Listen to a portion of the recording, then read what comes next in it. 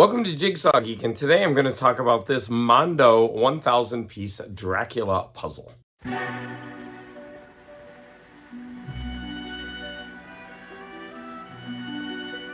On BookTube, a few booktubers have created what's called Horror MAYhem. So in the month of May, you're supposed to read some horror books or short stories and then go ahead and make videos about those.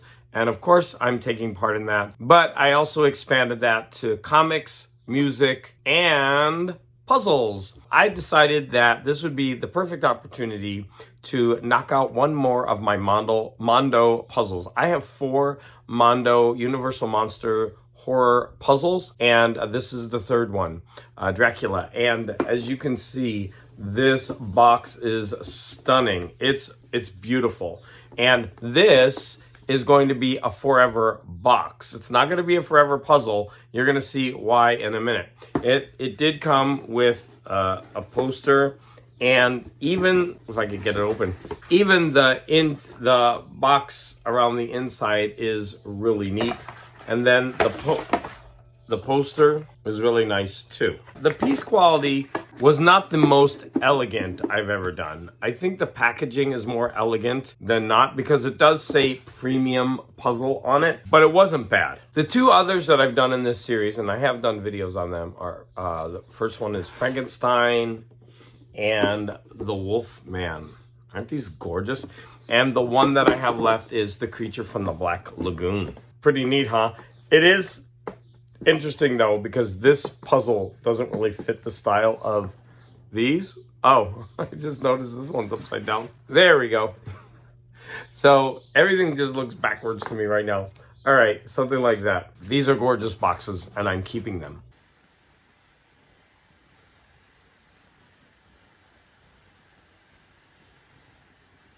But along with most of the puzzles that I do, that I keep, I went ahead and put the backs on this, the glue backing, and I'm going to give you a close up of the puzzle and the pieces. And of course, you're going to be able to see the time lapse a little later. Now, if you want, you can head over to Ricky's channel after this. No, not Ricky's channel, sorry. Javi's channel, and he recently did, check out Ricky's channel, obviously, but he did a review of different kind of backings that you could use along with his different kinds of storage. He did review this backing tape, so you should check out that video. But again, here we have a close-up of this. There are the actors. Pretty neat. Welcome to Awkward Voiceover Dracula Edition. So here you see me putting all the pieces out on the tray, and at the bottom you could see the edge pieces. I like to put all my pieces out on trays even if I don't sort them, and start with the edges if that's the easiest way. And the border wasn't that difficult. As you can see, I was able to knock it out. And then I really like doing lettering. And so the small lettering at the top, the Carl Laemmle film, I think it says. And then since this is a vertical. Yes, a vertical puzzle. I had to do a lot of things sideways and then flip it. As you can see, I was working on the 2 bats with the lettering in the middle. And I would work on it in front of me and then tilt it over. And that's what I'm doing. As you can see for this section, I'm going to, these are the actors, and they go at the bottom. Unfortunately, the trays are covering it. And now you're going to see that I'm going to do the big Dracula letters. And of course, I'm doing them horizontally, and then I'm going to have to flip it vertically. That was one thing I didn't like about doing this puzzle, is that I would have preferred to do the whole thing vertically. And in fact, in one place later, I have to stand in order to reach the webbing on the other side. So that was a little bit uncomfortable, especially for my back. You could see that there. You could see the lettering at the bottom. And so then I started working on the really big yellow eyes that go across the top. And you're going to see that those pieces really stood out. right? Because, and also there's you can see I have Bela Lugosi's face down there waiting to attach him. And here again, I do the eyes, and then I'm going to have to turn them in order to fit them into the puzzle. And then, of course, I want to link that to Bela Lugosi's outstretched hands.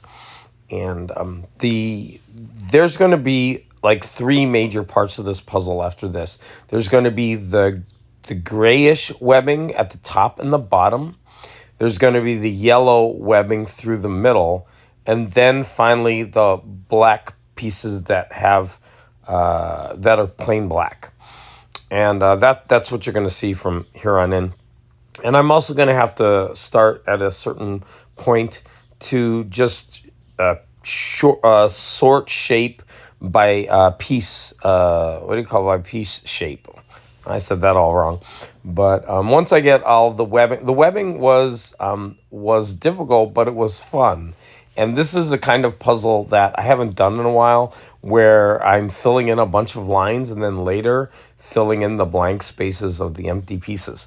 Now, also there was I misspoke. There's also the section of Bella's cape, which was different than the plain black, because you could see lines etched in it, and so you could tell that those pieces were slightly different, and also instead of being exactly black, they were blue. And as soon as I get done with the webbing, I finished the gray webbing at the top and the bottom.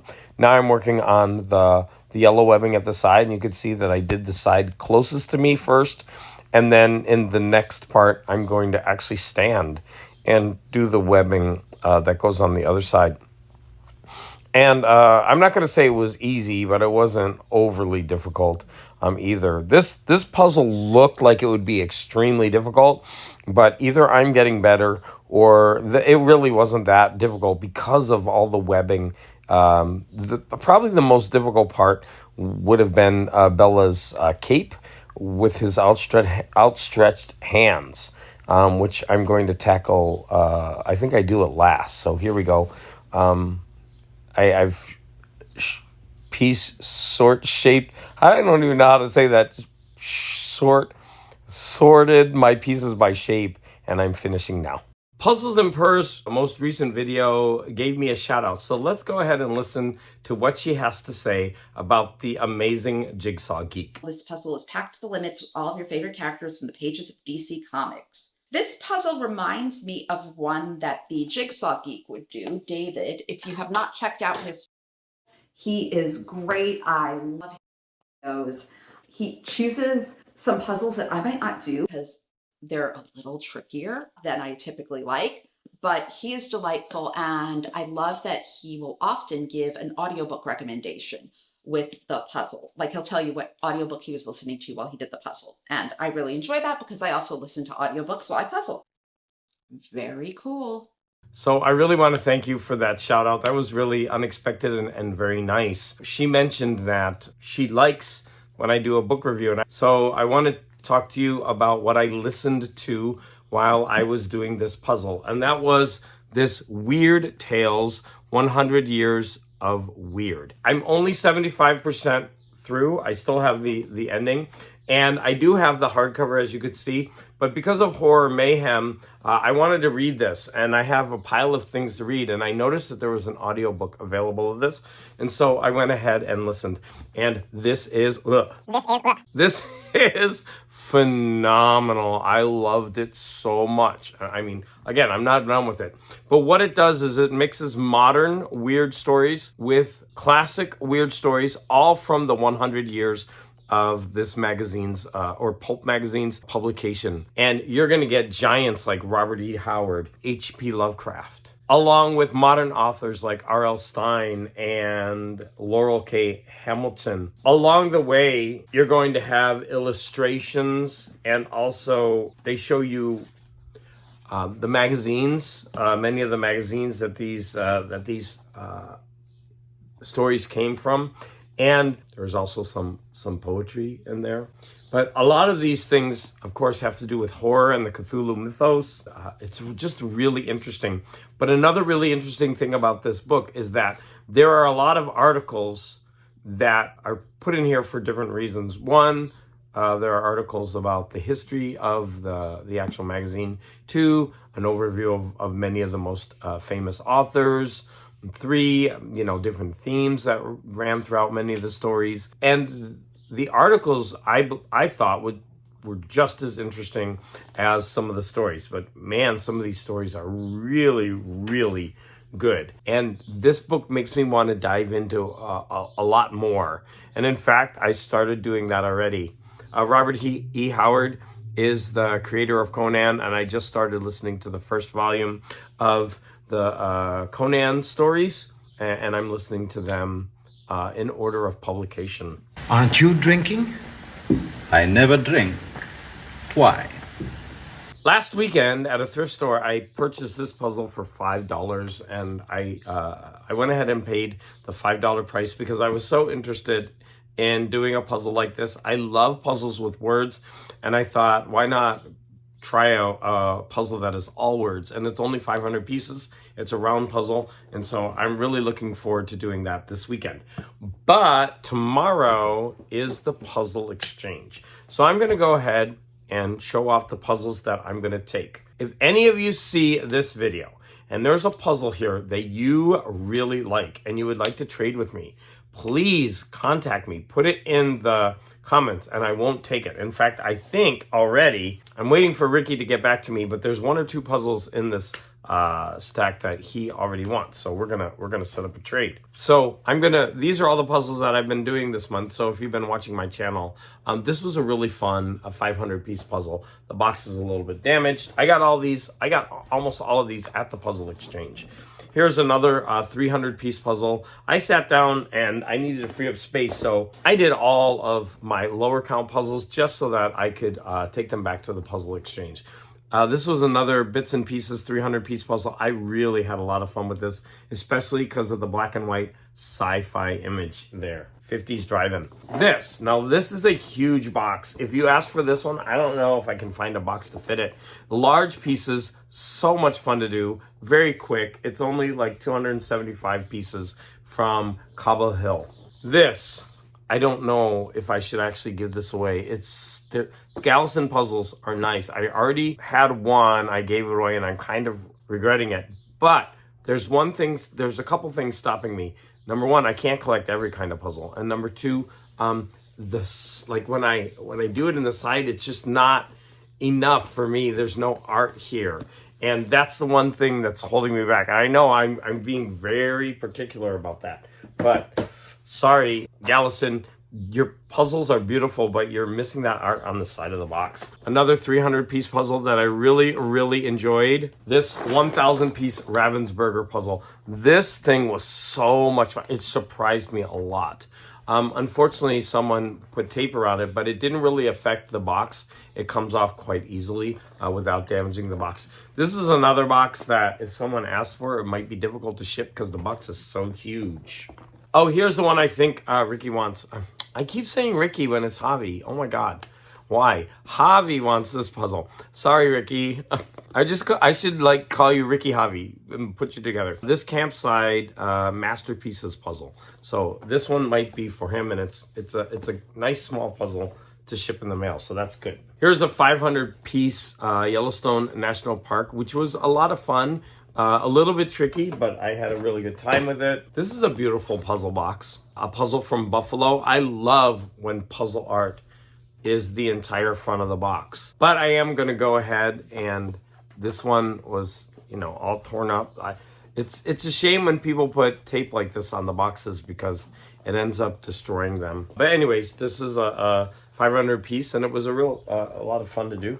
All these puzzles were fun. This one, an Educa puzzle. This is a 500 piece. This is definitely my style of puzzle. I loved doing this puzzle.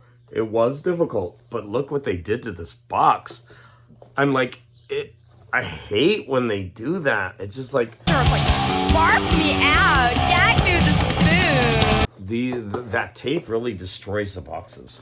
Here's a 300-piece Charles Oisaki. I actually am starting to really like the puzzles, but I don't need to keep it. And finally, this is a puzzle that I kind of really would like to keep, but this box is destroyed. There's tape all over it. I could try to get the tape off, but someone like put something on top of the box and smashed it in right here and like here. And I don't want to keep it that way.